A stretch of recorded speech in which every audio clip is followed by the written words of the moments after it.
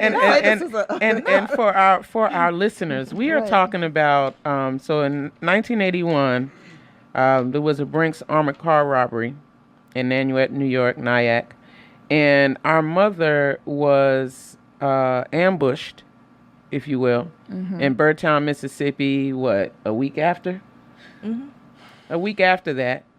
I think we spoke about it in season 1 a little bit. There were tanks, plural, over 200 armed agents, and they zip-tied the children's hands like babies, like 9 months to 13 years old. Was all the children, and zip-tied the young ones. They handcuffed the teenagers, and zip-tied the hands of the babies.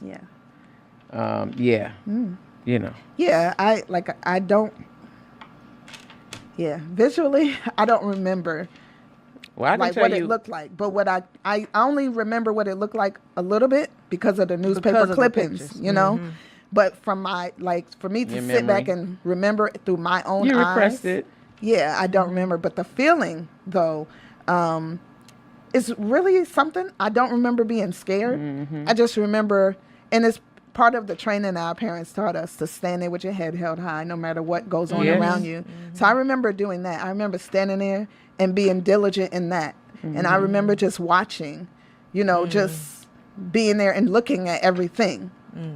And I remember being in the jail cell with all the children, and our grandfather Lajo coming to get us.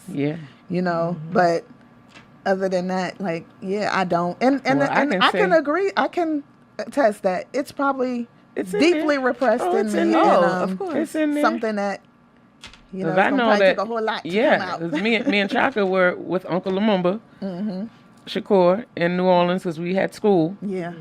And going, watching it on the news. Once we realized what was happening. And I think I told the story about how we realized what was happening.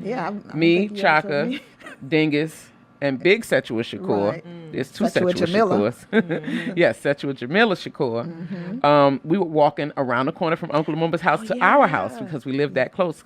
I wore glasses and forgot my glasses. I remember now. And so we're walking, and they're telling me there are cops at the door. And I was like, no, they're not. They're next door.